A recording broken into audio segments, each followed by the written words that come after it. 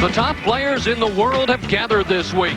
One will earn the title Champion of Champions. It's the most prestigious event on the Pro Bowlers Tour. Tonight, 8 players will battle it out. It's the final round of the Brunswick World Tournament of Champions.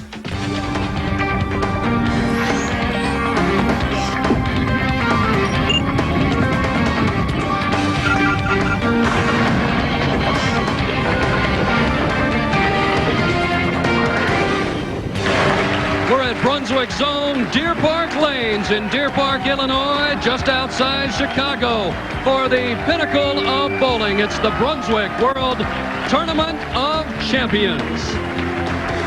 Hi, everyone. I'm Phil Ferguson. Glad to have you by for the next 90 minutes or so, along with my broadcast partner, Marshall Holman. Marshall, 22 titles. You won the TFC twice. What does it mean for a player to win this event? Well, it's the most exciting tournament, the most prestigious tournament. It's the one everybody's gunning for, so it's simply the best. All right, let's take a look now at our outstanding championship finals field of 8. In our 3-player shootout in the beginning, it'll be Dave Husted, Doug Kent, familiar position, and Tommy Delutz Jr. And if there has to be an underdog, it's going to come out of this first match. Very difficult to come from last all the way to 4 matches in the Tournament of Champions. Now, I know last week Doug Kent did that in Indianapolis, but this is a different tournament, a lot of pressure. It'll be tough. And the winner of that opening match will take on a couple of veterans, Steve Jaros. Also, well, why not, Walter Ray Williams Jr. Yeah, and what has Walter done so far this fall? Well, he's made every telecast, 5 consecutive, with a couple of wins. He's certainly thrown his hat in the running for Player of the Year, and Walter, he can taste it. Talking about Player of the Year, the next match will feature Ryan Shafer and Norm Duke. Yeah, and for Shafer and Duke, Shafer's won 2 tournaments this year. He's also made 10 telecasts, more than anybody else.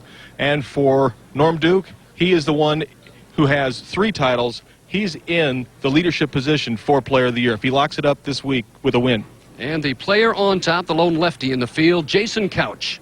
And for Couch, he was able to do something, Phil, that the other players certainly couldn't do on the left-hand side of the lane earlier in the week. He figured out the lanes right from the get-go. He beat the next best left-hander by a number of pins. He finds himself in a position this week to make a little bit of history. Nobody has ever won back-to-back Tournament of Champions. Jason Couch, he's trying right now. Back to you, Phil. All right, thanks a lot, Marshall. So we're set now for the opening match. Delutz, Husted, and Kent among our finals field of 8. 82 titles, 11 majors among this stellar field. In the first shot, Tommy Delutz Jr., 34 years of age, out of Flushing, New York. Now leaves the 1, 2, 4, and 10, and don't expect to see the ball hooking back like you normally do on the Pro Bowlers Tour. These lanes are very tight down the lane, not a lot of back end. Doug Kent got very comfortable very early last week. David Husted, we have not seen David in a while, although he won earlier this year. Yeah, David's just a part-time player out here on the bowling tour now. He spends most of his time back home in Milwaukee, Oregon, with his wife Michelle and Corey and Chelsea, his 2 children. Husted with 14 national titles, 4 majors, and 20 regional championships. So he bowls a lot of regionals.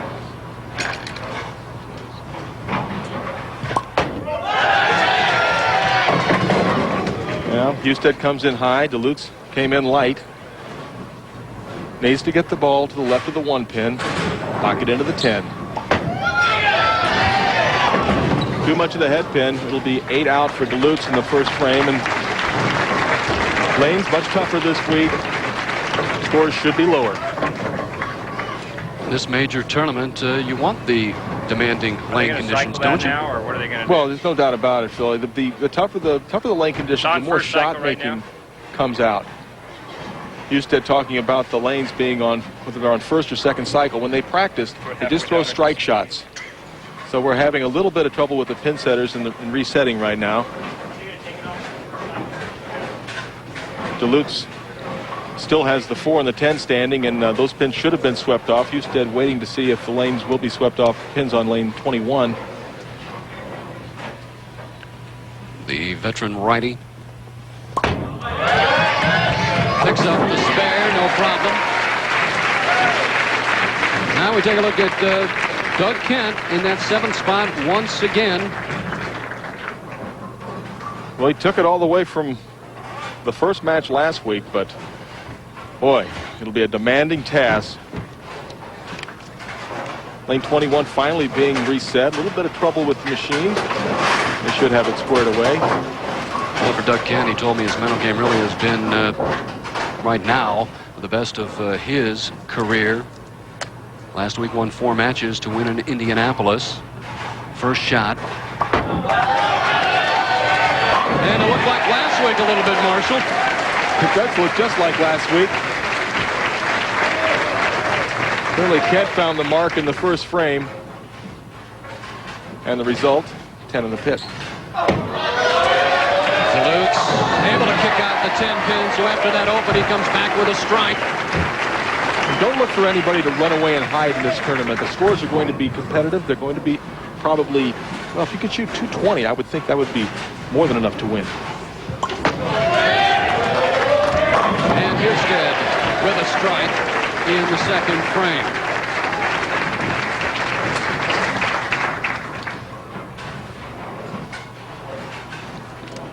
High backswing for Dave Husted and very solid at the line. Good long reach. Oh, Kent once again back at it. Well, Doug Kent did nothing but strike last week, and he hasn't stopped. Delutz in the 3rd frame, just 1 PBA title, 10 regional championships. The 4 and the 9. Not only tough to get to the pocket, Phil, but the carry was difficult all week. Husted, I think if you look back 10, 15 years ago, same style. Long backswing, and like you had mentioned, solid at the line. Beautiful. And a little bit high, leaving the 4-pin for Husted. Delutz will have to go for this. Try to get the ball left of the 4-pin, slide it into the 9. And he got too much 4-pin. It'll be an open. Delutz with an open in the 1st, also the 3rd frame. Strike in the 2nd, struggling early on.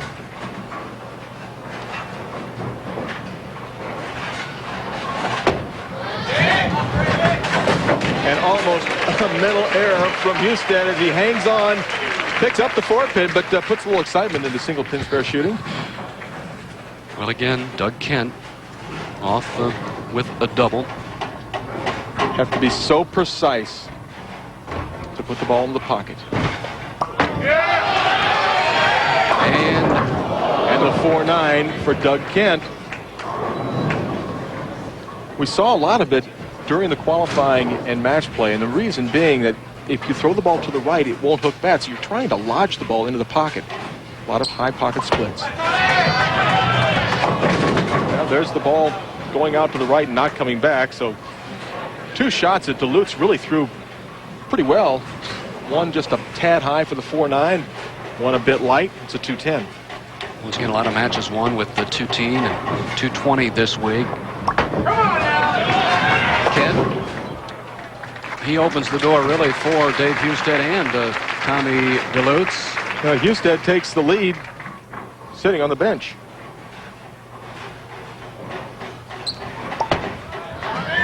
Delutz chops it off, so 3 opens on a 4 frames. But right now, Dave Husted, the early leader.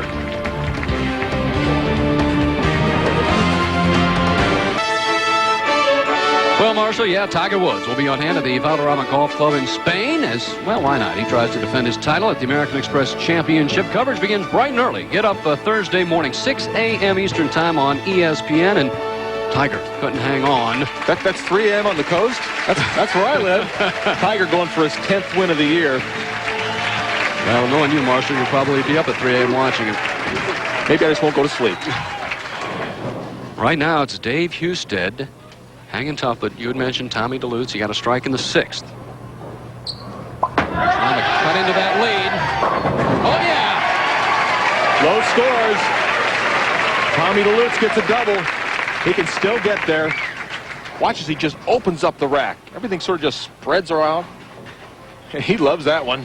says, I still got a chance. Delutz down by just 24. Husted, inducted into the PBA Hall of Fame a few years ago, 1996.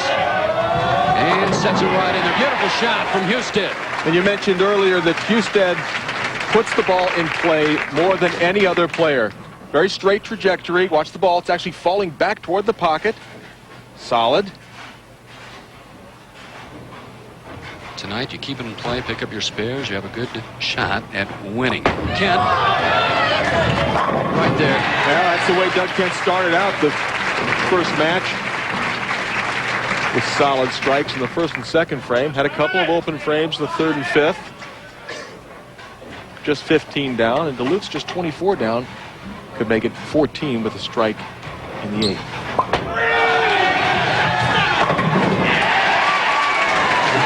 Never say die.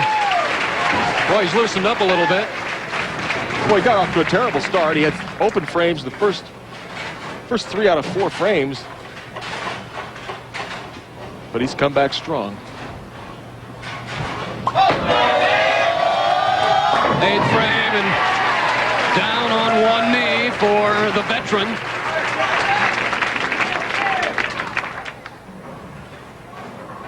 Now for Kent, working on a strike.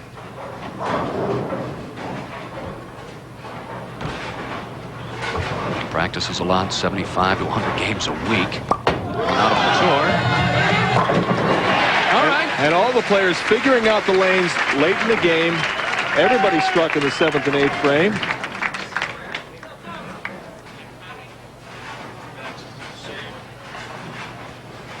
Delutz, max score right now is 215. He'll need this strike here in the 9th. Gotta hurry. Lost the ball right off his hand, and absolutely no chance to hook back.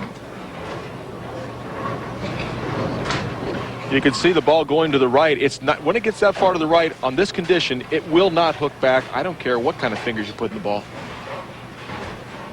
Husted up in the 9th, working on a double. He leads by 15 over Kent.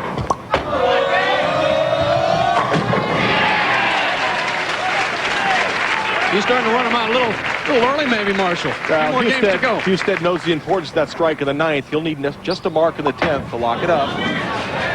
Delutz, nice spare in the 9th, but trouble for Tommy Delutz. That may cost him a chance at winning this opening match. It looks like it's between Husted and Kent. Now Kent can still shoot 224. He strikes the 9th and out in the 10th. And that would force Husted to strike in the 10th frame. Kent won last week in Indianapolis. There's another one. And it's between Kent and Husted right now. Tommy Delutz will finish first, 191, the best he can shoot. Boy, Delutz a good young player. Bowled nearly 500 games on tour this year, averaging just about 215. Look at that follow through, but high on the head pin. And tough to keep concentration at this point in the game. He knows he has no chance to win. Just trying to get out of the way. Now for Husted, in the 10th frame, he needs a strike, a 6 count and spare.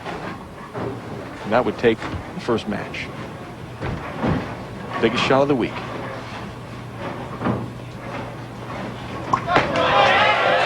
It won't get there. Looks like it stuck a little bit on his thumb. Now something disturbed David on that shot. Delutz makes his spare. Take a look at Husted. High backswing. Well, he didn't like it immediately. He knew that ball was going to the right. As I said earlier, it just will not hook back. Now leaves a relatively easy spare, the 1, the 2, and the 8.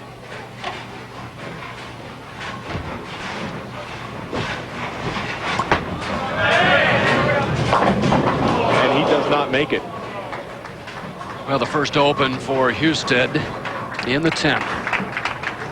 Ball looks like it has a chance to make it here, but watch the ball. The pins will deflect off each other. The ball doesn't hook into the 8 pin, and it's an open frame for Husted. He shoots 204. Kent will need the first strike in the 10th, and then any kind of count, and he'll win. Kent a little bit extra time. Husted 204. 9 spare strike would give Kent 203. Husted has 204, so he needs the strike. Working on 3 strikes in a row.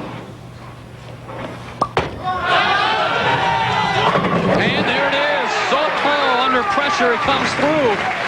Another win for Doug Kent for last week.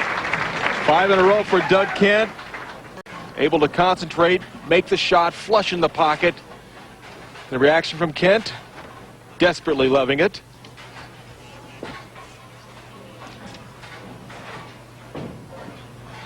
Five matches in a row, going back to the 4 he won last week, Phil. Boy, and it's tough to win on TV, let alone win 5 matches, especially in this type of format. Well, yeah, especially when you have to beat 2 people every game.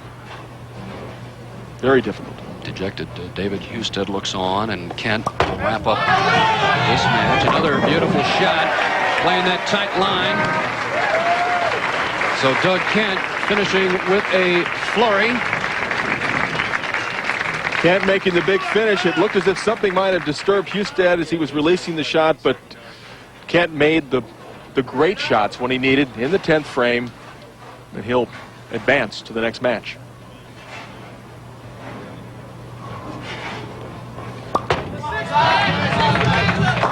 Kent chips the 4 forward. Why not?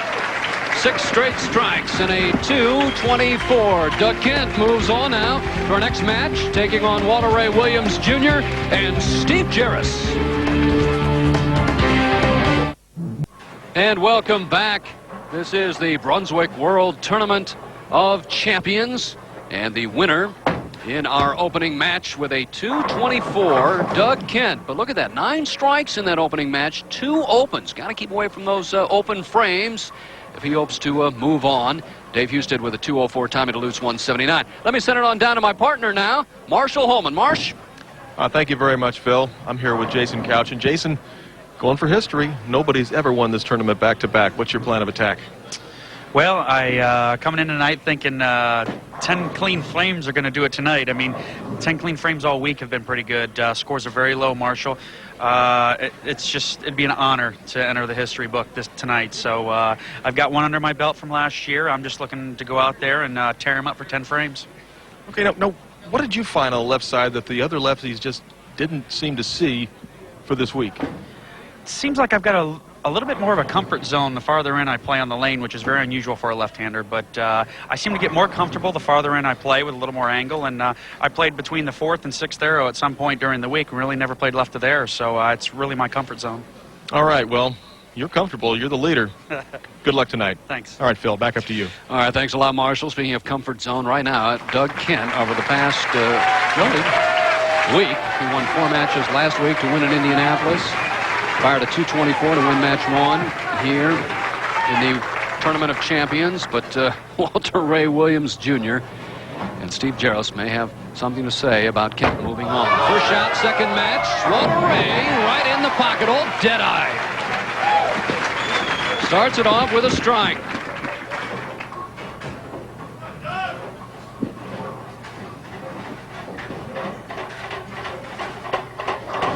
For Kent, his 4th TV appearance. He has cashed in 13 tournaments this year. He gets a strike, so he really has had a consistent year. And a lot of players talk about Doug Kent. They associate the word consistency with Doug Kent. Well, he's just a kind of player that knows how to combat all the conditions. And the 2 most comfortable players on tour today, we're looking at him, Doug Kent and Walter Ray Williams Jr. Seems like they're on television week in and week out. Jaros. And a strike for Jaros. The only bowler that seems to be able to get the ball to hook back into the pocket is Steve Jaros. And you got to be careful of the speed of playing that line. Walter Ray in the 2nd frame. All strikes so far. Now through the nose for Williams. Leaves the 6-10. Fortunately breaking up the split.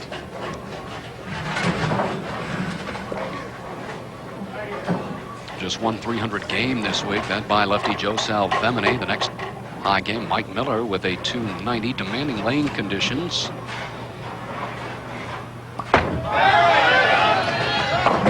That one turned pretty quick at the end. 6-10 through the nose. Same shot that Williams just threw.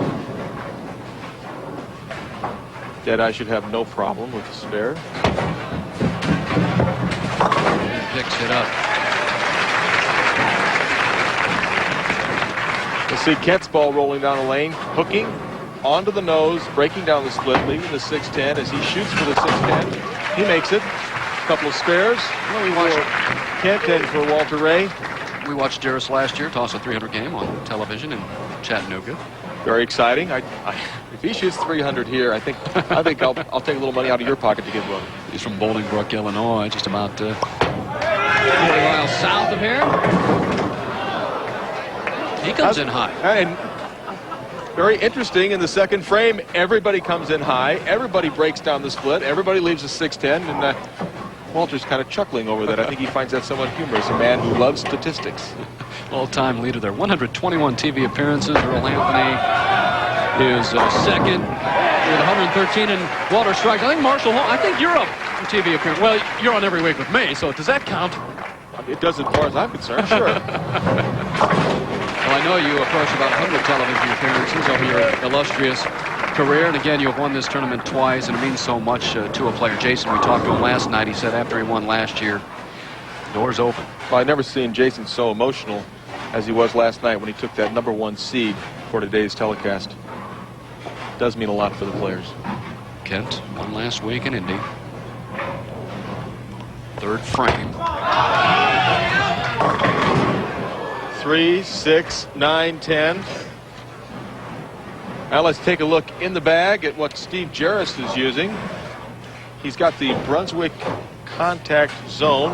The pin is 4 1/4 from its axis. Got an extra hole 3 inches from the axis below the midline. Makes the ball roll more in the middle of the lane. Not snap too hard in the back, and it worked that time. The spare ball the target zone. He doesn't want to even use that ball at all.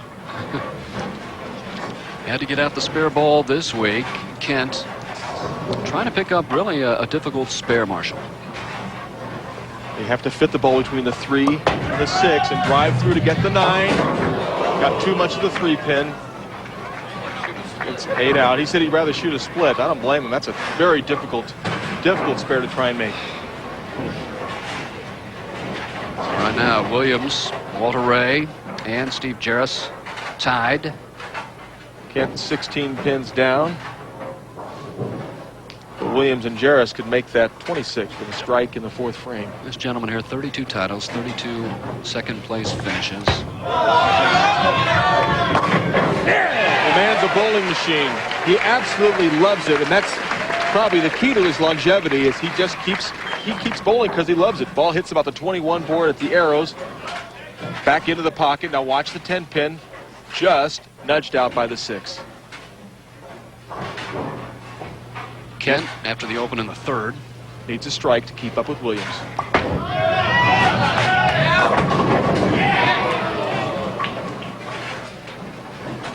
Coming in light, leaving the 7 pin. The difference between this pin action and what we normally see on the Pro Bowlers Tour is the ball did not drive back to the left, so it's fading away. That takes the power out of the shot, makes it difficult to knock them all down. Jaros with a strike. They share the lead. Jaros and Williams, they're tied. I mentioned at the top of the show how difficult it would be to come from the first match all the way through. Not only are there great players here in the Tournament of Champions, but the condition is just so difficult, demanding. You must be precise with your speed and your roll. When I asked Walter about goals, he said, well, Earl was 6 times voted Player of the Year. And Walter gets a strike, and Walter Ray 5 times.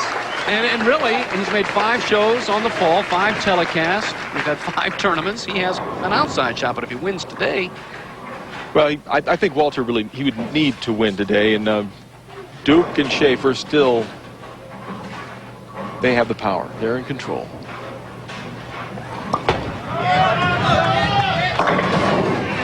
Four pin doesn't trip out for Doug Kent.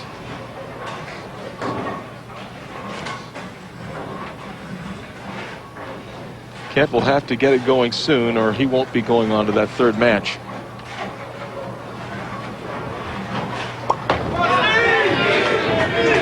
Jaros. Oh, yeah, sending that 5-pin left, and it's 3 in a row. Jaros using a little less speed, making his ball tip in the back end. More power. This is Jaros' ball hooking back into the pocket, driving the 5-pin into the 7, and the reaction from a man who's locked in right now. Welcome back, and Marshall, hard to believe, but it is college basketball already. Oh, yeah, hitting the hardwood. This Thursday from Madison Square Garden, the Coaches versus Cancer Icon Classic on the Deuce. 6:30 Eastern Time, Kansas, UCLA at 8:30. Kentucky Wildcats battle the Red Storm. Tune into ESPN Friday at 9 o'clock Eastern for the championship game. Oh, college basketball. Well, where's Ohio State? That's my team. They're not among the top 20, 25. I'm from Oregon. What do I know of Ohio State? Something on the approach that during the break, Walter Ray was cleaning something. I guess he wants applause for striking. He wants applause for cleaning up the lanes. Okay, Walter, you're great. We admit it.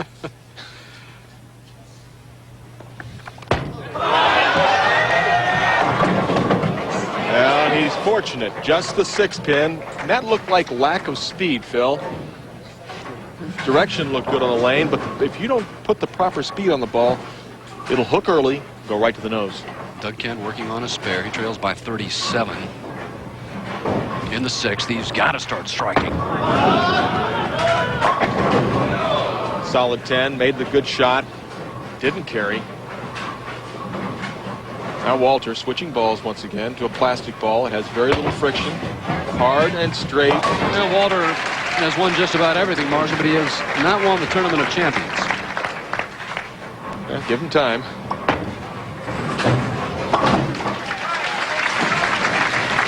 Steve Jaros in the driver's seat.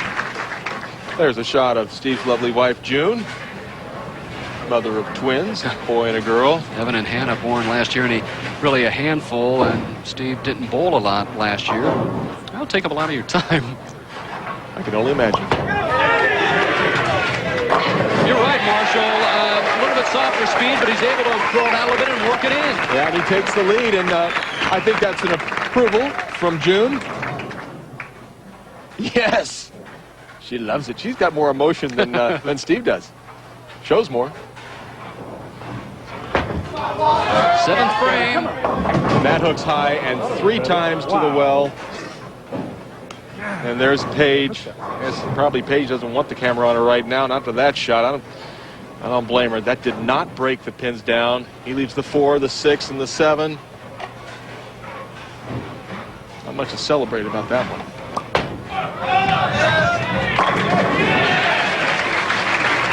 Solid strike in the 7th for Kent, but right now Jaros, after a strike spare, has ripped off 4 in a row. And Walter Ray with the open in the 7th. Jaros pretty much sitting down and has a comfortable lead. And Jaros is the man that came from further back than anybody to make the top 8. He was over 200 pins behind 8th place with 13 games to go in match play. So really quite the strong run to finish. Yeah, shot 264, 277, and really made up a lot of ground as he gets another one. Jaros taking command here in the second match. The Brunswick World Tournament of Champions. Slower ball speed allows the ball a chance to hook back into the pocket. More power. And Jaros with a fairly comfortable lead over Williams Jr. and Doug Kent sort of finishing out the string.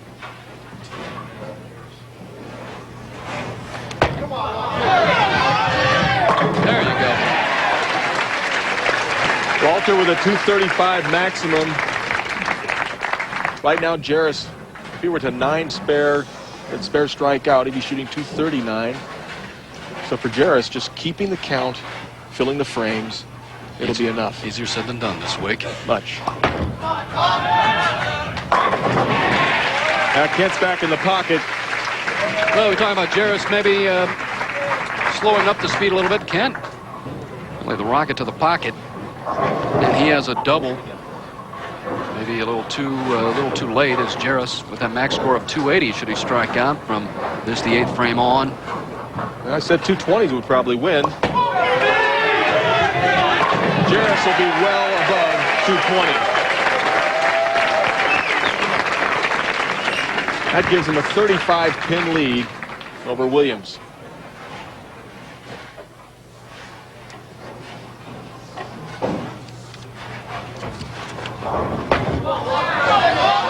Looking up and Will it ball?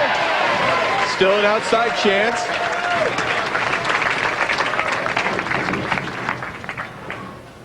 Ball coming in high. There goes the 4-pin. 9 falls. He certainly could use this a few frames ago, but he knows he still has an outside chance. And Paquette now, 3 in a row. He's bowled through 9. Jaros, well, he's on the show today, Marshall, but he fired a 129, the lowest score ever bowled on TV right here back in 1992. I'm sure that's out of his mind at the present time. You can count on it. He's not thinking about that now. He is thinking about a lot of strikes. 7 strikes in a row for Steve Jaros. He's going to shoot a lot more than he'll double it plus. Well, Jaros' high game of the whole week, 278 out of 48 games.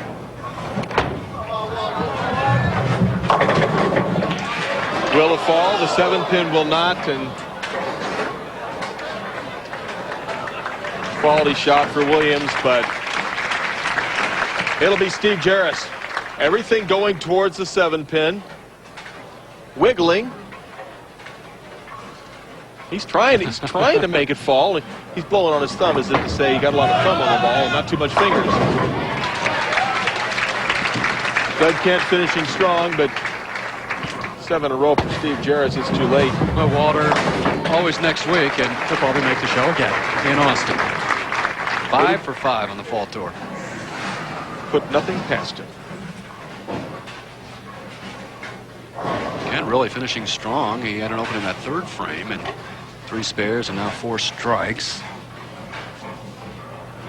Well, the winning will end for Doug Kent. 4 last week. He won the first match today. It'll be a 5th place finish.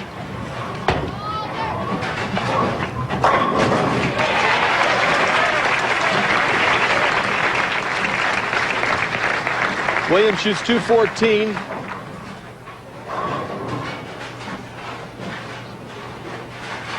Doug Kent can fire 222 at the strike, and it's 221. But Doug Kent, after 5 straight wins on the Pro Bowlers Tour here on ESPN,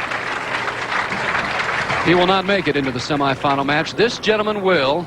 Steve Jaros strikes bare, and now 7 in a row in the 10th frame. And he throws an air ball. Maybe he was trying to see if he could get a little more hook, trying to go for a little bit of area check for Jaros. But Jaros, he's your winner, and he's going to advance to the next match. Welcome back. It is the prestigious Brunswick World Tournament of Champions, 2nd match. Steve Jaros, a lot of strikes. Clean game, 257. Doug Kent with a 221. Walter Ray Williams Jr. with a 214. Coming up on the Pro Bowlers Tour to finish out this fall swing, a little Texas two-step for you. Next week, a special Wednesday night telecast. Always great to go back to Highland Lanes in Austin. That's a 7 o'clock Eastern Time start. And the PBA concludes its 2000 season with a Saturday afternoon telecast. The inaugural Lone Star Open, Saturday, November 25th. Now it's time for our Score More with Brunswick Tip. And Marshall, something a little bit different this week as we take a look, the spotlight on youth bowling. Great opportunity for the young boys and girls out there nowadays. Well, it certainly is, Phil. And these kids bowled great. 1,100 started out. 200 made the finals in Akron, Ohio. And then 4, the top 4 bowled here. 2 were eliminated yesterday. And then our top 2, first place, $25,000 scholarship. Second place, $12,500. So winners all around. That's right. And those 2 battled it out, Eric Vermillion and Chris Jones. Let's take a look at the action. And it's the best 2 out of 3 game final this afternoon. And Chris Jones for the win in the first match. It's high flush. He takes game one. And then Eric Vermilya, he's looking to square things up one match apiece. Ball's coming in a little high, but he gets the friendly roll, wins game two. And then in the third match for the win, Chris Jones from Indiana University, the freshman, taking care of business. $25,000 first place, $12,500 for Eric Vermilya. Yeah, great afternoon of youth bowling. Yeah, congratulations to all the young bowlers. For information about next year's Youth Masters, call 1-888-269-5278 or check out the website at youthmasters.com, youthmasters.com or killerbpromo.com. Coming up, our semifinal match, Steve Jaros going up against Norm Duke and Ryan Shafer.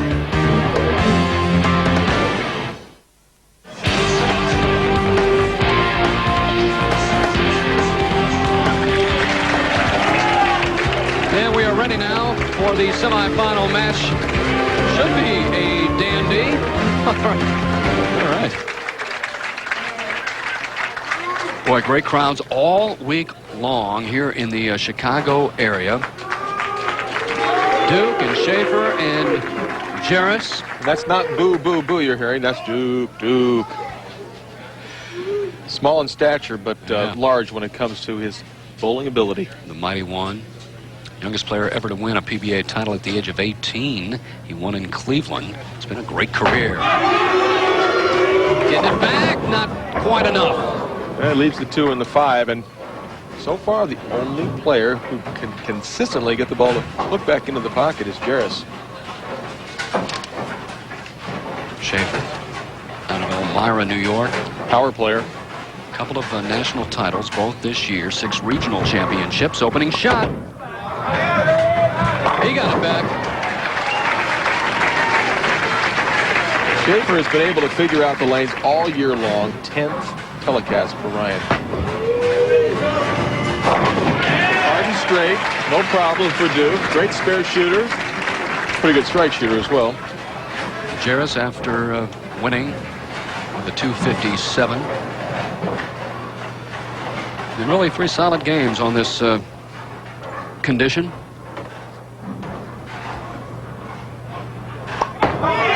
Beautiful style. That's the result.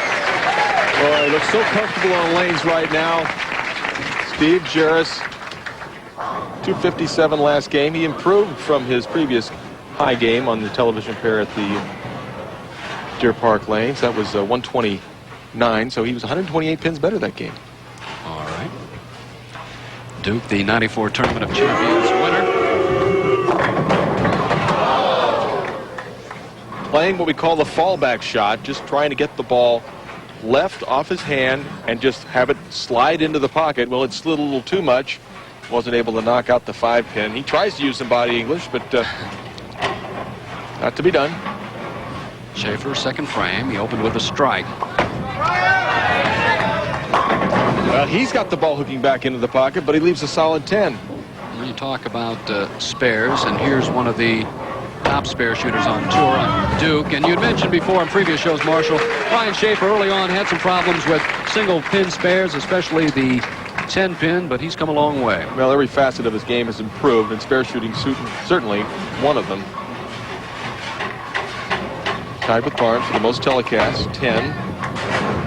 No problem making the 10-pin.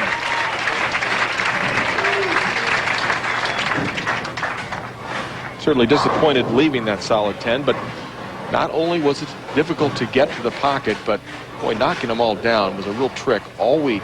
Jaros has had a nice year. 11 cashes, 15 tournaments so far. Up in the second. Ball came in half pocket. 6-pin not able to kick out of the channel and knock the 10 out. A little bit lighter in the pocket, that might have struck. A little heavier, it might have struck. Sort of got it in the half pocket trap zone. You saw the 6-pin try and jump out, but not to be. Jaros at the line, a little bit like Don Johnson with the right arm flailing to the right, and picks up that 10-pin spare. Going back a few years, Don Johnson, the former champion of the Tournament of Champions. Beat Dick Rickard 299 to 268. Ball just sliding all the way down, leaving the 2, 4, 5. Let's take a look at the way Duke sort of pops up at the line. Doesn't stay down, lifts up. Unfortunately, he got some lift in his body, but didn't get enough lift out of those fingers. Shafer strikes spare. Well, that hook back. Oh, my gosh. Didn't think it would. You didn't think it would either, I don't think, Marshall.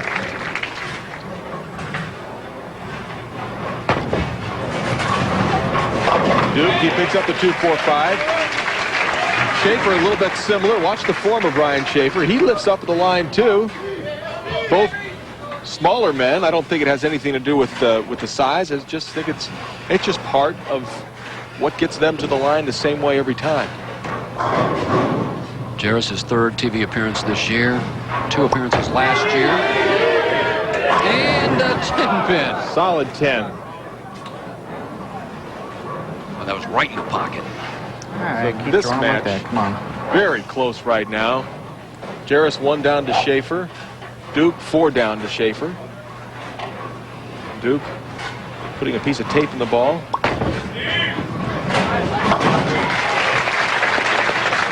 Duke's kind of a fiddler. He's always working to get the exact feel of the ball. Take a look at our scores. Ryan Shafer right now with that 1 pin lead over Jaros, 4 over Duke. Early in our third match. Duke with 19 national titles, 4 regional titles, Player of the Year, 94. Won 5 times that year. Boy, that ball really slid a long way. In fact, it looked as though it may have hit the fingers or thumb hole about 45, 50 feet down the lane, because it looked as if it actually bounced. Look at his release, very straight up the back of the ball, not trying to do a lot to the fingers, just trying to lodge it into the pocket, and he hit the pocket, but just got 9. Shafer looking for a double. There's some power from Ryan Shafer, hitting light in the pocket, throwing the 5 pin into the 7.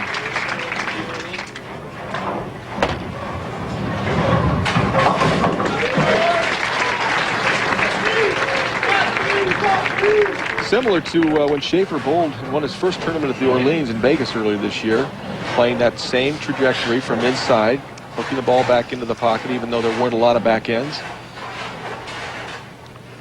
Jaros with a high finish, second in the Brunswick Pro Source Don Carter Classic in Dallas. And wow. Well, and you know, Well, you don't see a lot of that. Did he get the 5 out? He got the 5 out of the 8-10, but well, you wouldn't think they'd leave. There's Carmen Salvino, the great Carmen Salvino, one of my heroes, and certainly a hero of today, Parker Bone III. 2 great Hall of Famers sitting next to each other, and Parker was inducted into the Hall of Fame just earlier this week. Here's Duke. Here's the strike, so Duke coming back. Really a great week for Parker Bone, once again in the Hall of Fame, along with Chicago Tribune sports writer, the late Jim Fitzgerald. A great night here in Chicago, 79 in the PBA Hall of Fame. And boy, Jaros, that is tough. Yeah, but getting back to Jaros' 8-10, I saw a lot of them in the match play portion of the tournament, and I saw some 5 8-10s left by Norm Duke, left by David Husted. I mean, it had more to do with the way the lanes were conditioned than it did with the kind of ball that the bowlers were actually throwing. In the 5th. Boy, Shafer making them look easy. I thought that Jaros was getting the ball to tip back to the pocket nicely, but Shafer, he's driving that ball back into the 1-3. Jaros after that open in the 4th. And in the pocket of 10-pin Marshall, he left a 10-pin, and then the 8-10, the 10-pin. And how quickly you go from a position of being the dominant player, as Jaros was in the last match, to struggling and still hitting the pocket, but the carry is gone now. He'll switch balls, throw the ball straight, make this 10-pin, and try and regroup himself for later in the game. Jaros No problem with that spare. And right now, it is Shafer. 3 in a row, and he's on top.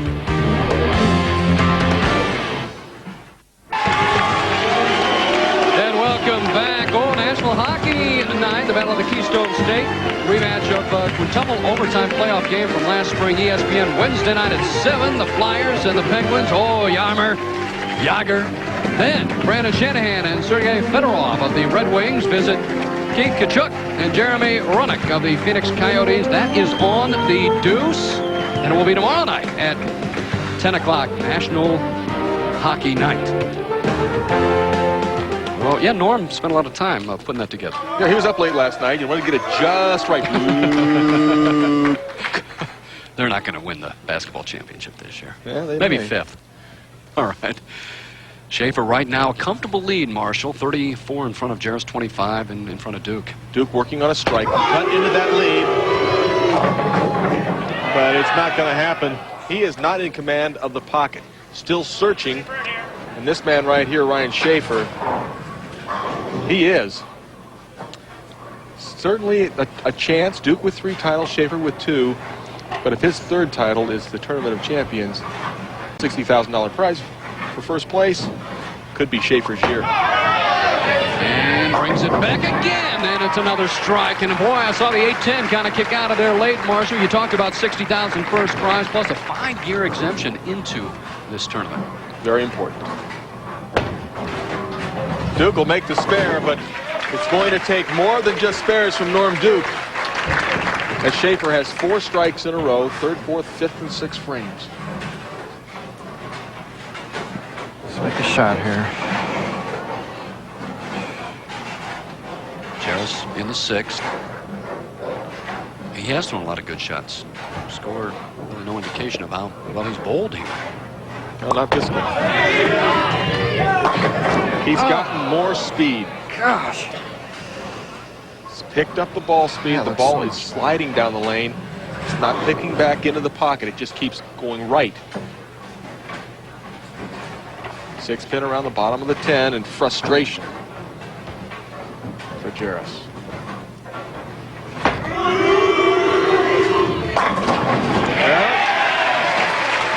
Better shot for Duke on lane 21, but he'd better be able to put a few together if he wants to catch Shafer. Jaros picks it up. Right now it's Ryan Shafer in the lead, in command of this semifinal match. He's 35 pins up right now on Duke and 45 on Jaros. The winner will take on Jason Couch for the championship.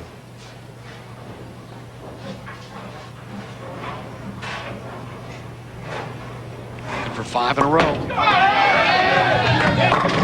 Oh, solid 8. Perfect shot.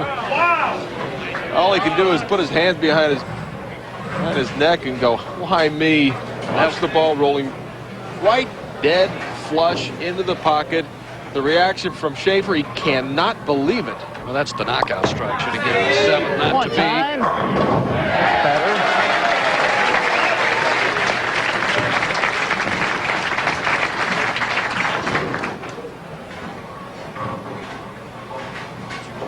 Must keep his concentration, make the spare, still in command.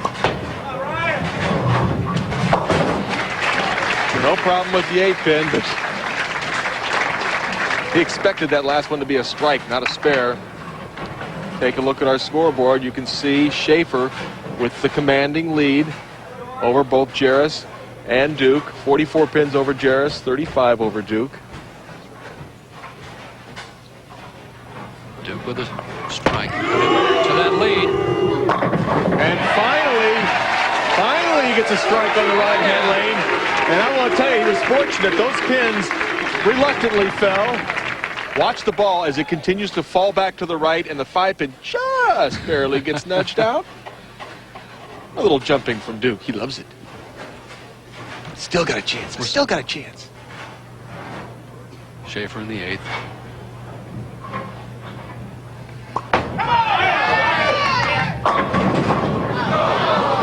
Carey now gone for Shafer, and could it turn on that one solid 8? That stopped the string of Shafer, and then Duke got up and he answered with a strike of his own in the 8th frame. Cuts that lead down.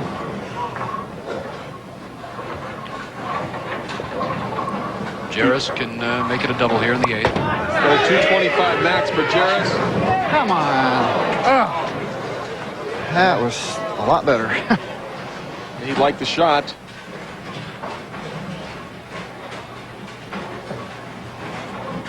Jaros with a 205 max. Shafer with a 248 max. He makes the spare.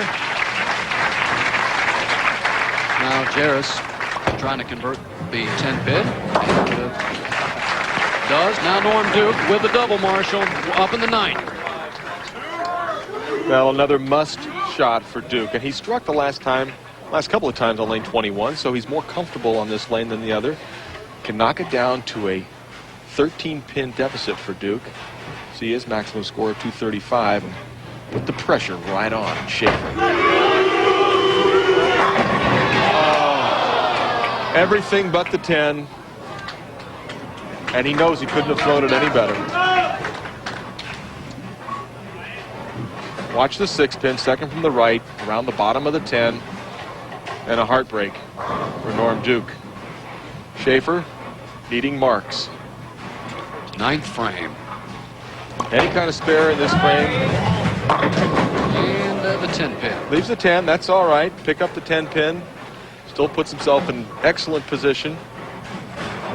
Marshall, we're used to watching the players bowling from the right for the right-handers and really seeing the ball drive into the pocket. A little bit different this week.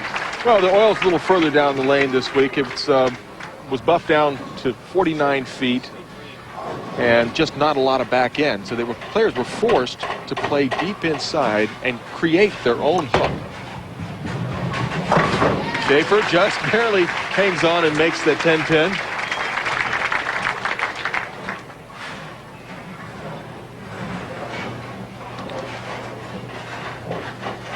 Jaros with a 205, best he can shoot. Shafer just needs to stay behind the line to take care of Jaros. Norm Duke can shoot 214. Well, Shafer with 9 count on the first ball. I give him 215, and the best Duke can do is 214. So if Duke does strike out, Shafer needs just 9.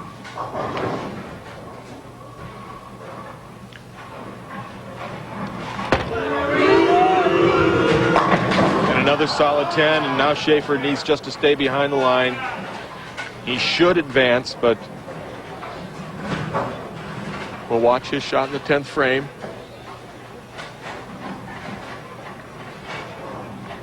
Like to start striking again, get ready for that match against Jason Couch for the title. And brings it in the pocket. So your winner, Ryan Shafer. And Shafer, with a clean game, will take on our tournament leader, Jason Couch, trying to make it back-to-back TSC wins.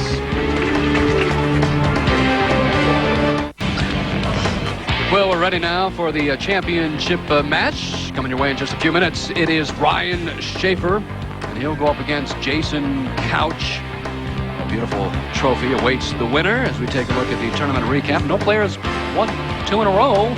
It was Doug Kent in match 1 with that 224. Steve Jaros, easy time of it in match 2. And then Ryan Shafer, 226. Defeats Norm Duke and Steve Jaros to move on. Now take a look at some of the other finishers. Dennis Horan had won 19 games in match play and just barely didn't make it. And there's the amateur, Bill Hoffman, strong ball. He'll see him out on tour the next few years. Chris Barnes finishing 13th. Didn't get it going till late in the proceedings. Just ran out of time. Great year. There's Robert Smith, the U.S. Open champion, finishing 18th. I saw him leave a couple of 8-10s, and he throws the ball about as strong as anybody I've ever seen. And Steve Wilson from Lake Worth, Florida, started out pretty hot in the tournament, and then towards the end, just not able to keep up with the pace.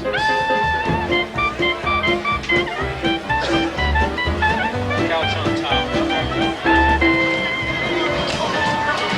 Now we are ready, and it'll be Ryan Shafer, Jason Couch, and Shafer trying to win this event in his first year of eligibility. Only 5 other players have accomplished the feat, including Marshall Holman. Well, and I think he's going to do it. Now, Wow. nobody's won 2 matches in a row.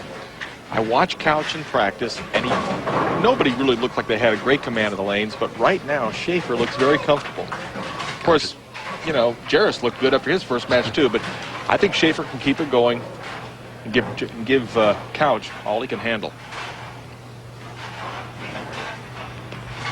High backswing and a strike to start the championship match. Confident start. Very confident start for Jason Couch. Playing the inside line. Says he's comfortable in there, unlike most lefties who don't play that often. Nice start for Couch.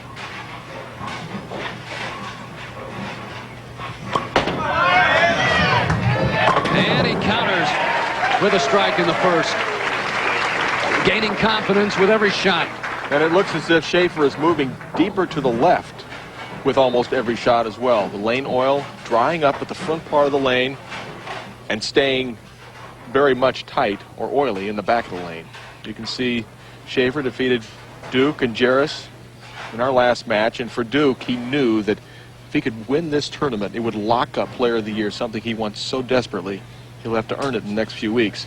Could be tough catching this man right here.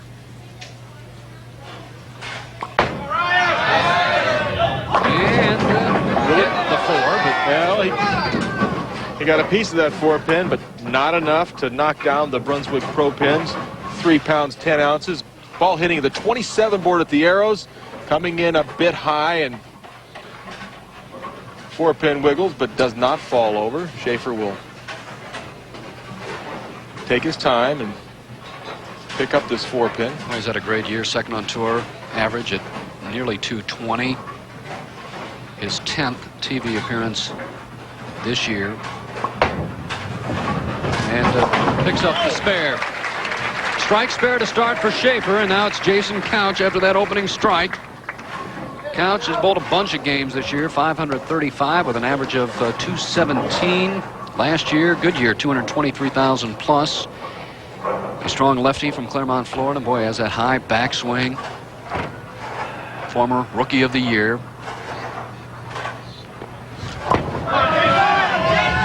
And Solid 10. oh my! A little sarcastic applause. Watch the 10-pin. Pins fly all over the place. That was flush in the pocket. He can't believe it. He knows it's a strike right now. So, no, not here. Not this tournament. Oh my! Have to regroup after throwing a perfect shot. Well, you're exactly right. He needs to put it behind him, concentrate on making the spare, and get on with his work.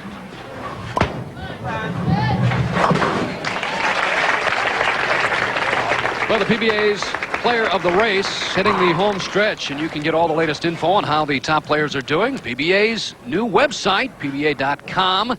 Website is the best source for all the latest news from the PBA National, also the senior regional tours, also features a chat room with a variety of subject matters, all that and more. PBA.com, where they have some interesting stories. A couple of weeks ago, Walter Ray Williams Jr., and then last week, Chris Barnes. You got to check it out, PBA.com. Well, that's how I keep tabs on what's happening in the early stages of the tournament. Take a look at the results from the first day before I fly on back. Set a bunch of records, 5 champions. Yeah, there you go. Well, it's a strike, spare, and strike. But Couch thinks it should have been 3 in a row. From the left-handed's perspective of the lane, we'll watch the pins as it hits light. Ball in the 1-2 pocket. There's the 5, the 6, and the 10, and now there's nothing. There could have been 15 pins up there and got them all down on that shot. Brian in the 3rd frame. Strike ties up the match. Each player spare. Each player with a strike, a spare, and a strike in our first 3 frames. Asking for a re-rack. He's re-racking the pins. probably didn't like the way the 1 and the 3 pin were standing. That's where the right-handers look at the 1-3 pocket. Left-handers look at the 1-2. Could be a little bit wide, or it could be a little bit narrow, and it makes a difference both in the pin carry and the confidence factor of getting up and making the shot. Always making the most out of his first appearance. Brunswick World Tournament of Champions. This match dead even, 4th frame. For the lead, and it's high, and it's a Greek church. The 4, 6, 7, 8, and 10. The ball's going to cut right through the heart of the pins. Ball hooks so strong in the back end. Lanes continue to break down. He'll throw at the 3 on the right.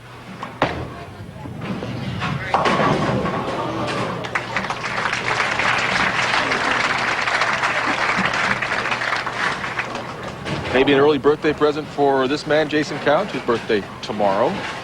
Like to celebrate it with a win here at the TSC. Back-to-back TSC victories for Couch, but still a long way to go. Shafer and open in the 4th frame, and Couch.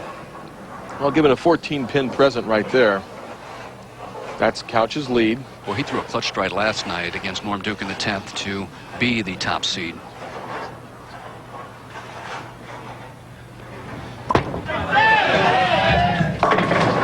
Yeah, it's the 6-pin. A little slow, a little slow.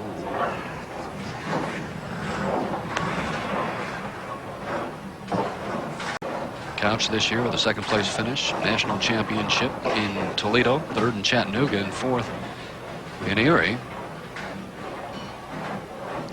Well, there's a lot of pressure.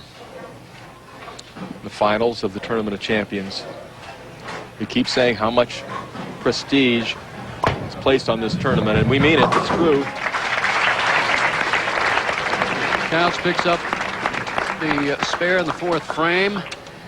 And Couch, TV record 14 and 22. However, from the top spot, he is 5 and 4.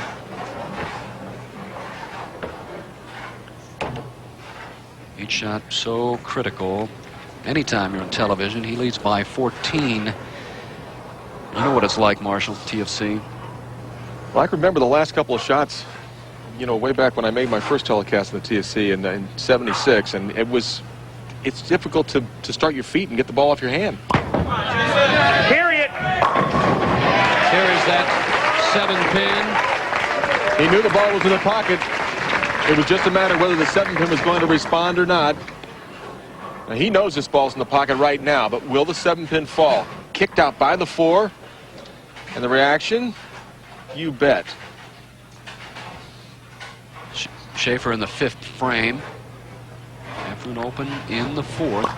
That ball's coming back.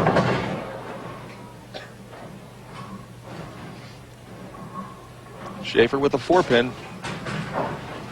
He's going to have to continue to move further left on the approach. Maybe a little even more projection down the lane. The ball is starting to face up early. That's what the pros call it. That means it just starts to hook as soon as it touches the lane.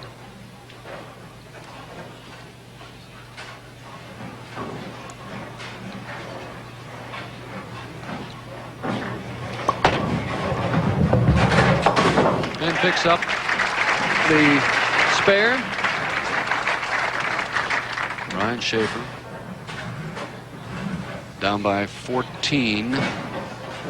Still a long way to go. When you take a look at the history of this tournament, Marshall, just one 3-time winner. That's Mike Durbin. Of course, Dave Davis won it a couple of times, and Marshall Holman a couple of times, and Jason Couch. He was always my favorite. Marshall Holman? You bet. Oh, it's been a long time. But I'll tell you, I'll never forget. Never forget either one of the wins. Just so special. Almost fouled. It looked like stuck at the line and leaves just the 10-pin. Yeah, didn't get the leverage. Had trouble with the approach. We'll take another look at the approach of Jason Couch. Everything looks good here, but right there, he just got off balance. Stuck a little at the line. Was falling back instead of having the momentum going towards the pins. Leaves the 10. Shafer just trying to keep within striking distance because he needs a few strikes to get back in the match. But still a good one here between Ryan Shafer and Jason Couch. Couch on top, midway through the championship game.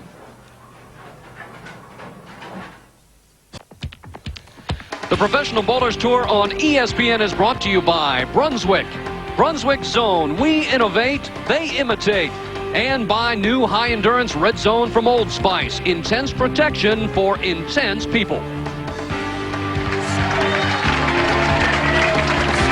Speaking of intense people, Jason Couch certainly intense. He's low-key right now, still a half a game to go.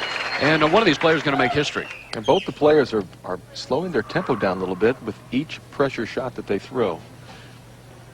To go up by 25. I like it. And a 7-pin, oh my. Couch trying to win back-to-back TSC titles. The first player ever to do that, and for Ryan Shafer. Now the frustration for Couch, watch the 4-pin go around the bottom of the 7. We see a lot of ringing 10s. Now, same thing, lefty leaving the ringing 7-pin. And you saw when Couch was coming back after the 7-pin, much like when he left that 10, he gave himself a little round of applause, and that's just sort of pumped himself up, say, okay, I did my job, threw the best I could, just didn't strike. Hang on. That picks up the spare, and to finish my thought, Shafer, should he win, will join the league group of 5 other players who have won this tournament, first year of eligibility, and there's the scoreboard, Marshall. 15 pins for Jason Couch. That's his lead right now, and that is by no means any kind of a runaway. Couch has made very, very good shots, leaving the solid 10-pin and the solid 7-pin on lane 22. Doing a lot of deep breathing. You can hear him as he's got the microphone.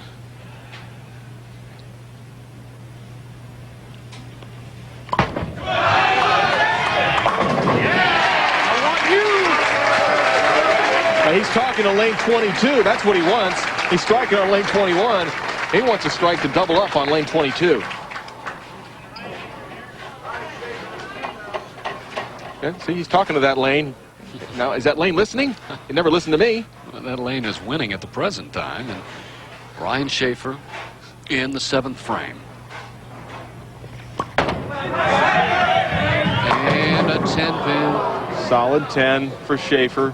Made the proper move on the lane, continuing to go further left. Watch that ball as it rolls over the, over the 6th arrow. That is deep, folks. It's almost playing 21. Hard and straight.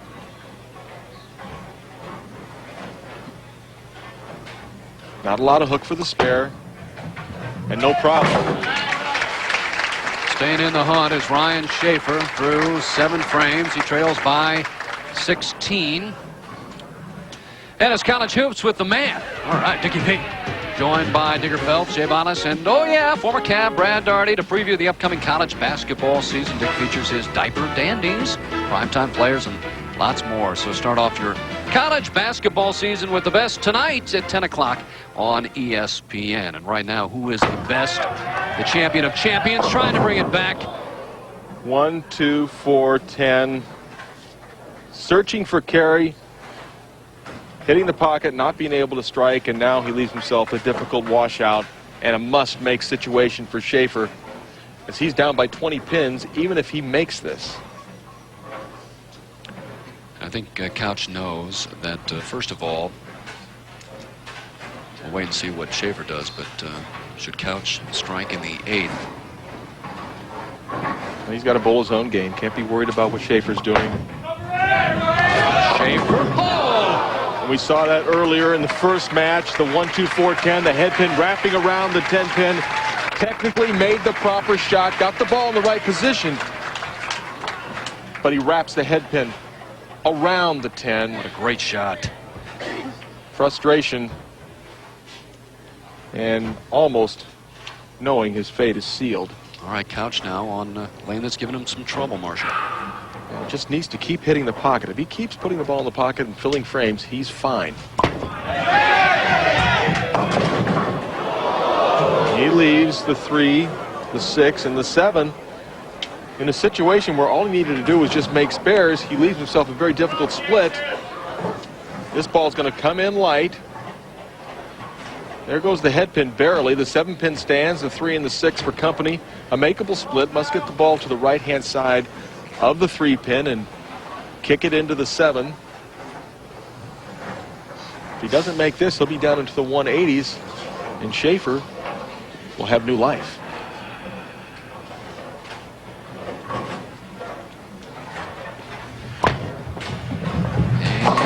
And he makes it. And as Dickie V would say, that's awesome, baby. Oh, yeah. Great shot From a champion. Jason Couch. Re-whack. He wants a re-rack on the lane 21. Let's take another look. He gets the ball to the right-hand side of the 3-pin. Almost overcuts it, Phil. Comes off the sideboard. Just nudges it out. And if you pick up things like that, it'll make you do stuff like that. Oh, it's fun to scream at the pins. You never did that. Of course not. Couch in the 9th frame. Needs to control his emotions. Put the ball back into the pocket. Get up. He did it again. Same shot as he had on lane 22. Slow down. Telling himself to slow down. As I said, you have to control your emotions right now. Fortunate just to leave the 3-pin. Ball coming in very, very light. 7-pin falls out this time. Leaves nothing but the 3. Shouldn't have any problem making the spare. But as he gets closer to the final shots of this game and the possibility of becoming the first to ever defend the Tournament of Champions title, it becomes increasingly more difficult to throw the ball slow enough to make it hook back in the pocket.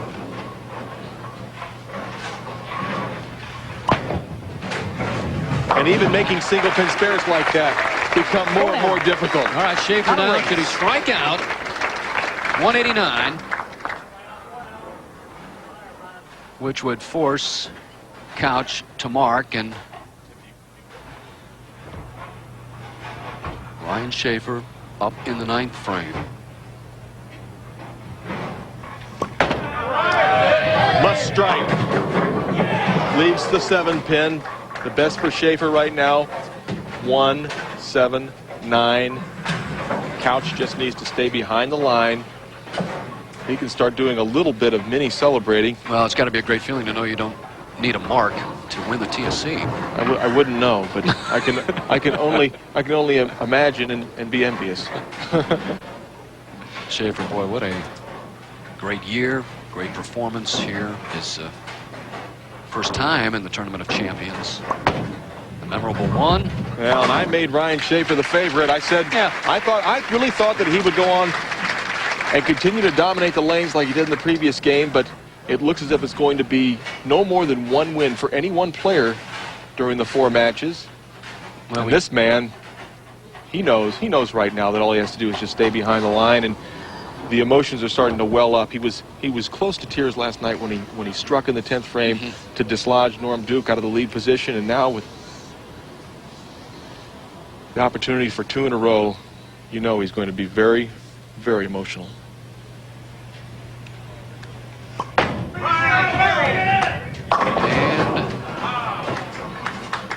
and 4 and a 7 for Shafer. well, you talked about Couch earlier, and Jason said he'll take a clean game. And that's exactly what he's done. He's filled up all the frames. That 8th Ryan- frame, a key one. Ryan Shafer with a couple of opens, and it's so easy to shoot 160 or 170 on these lanes this week.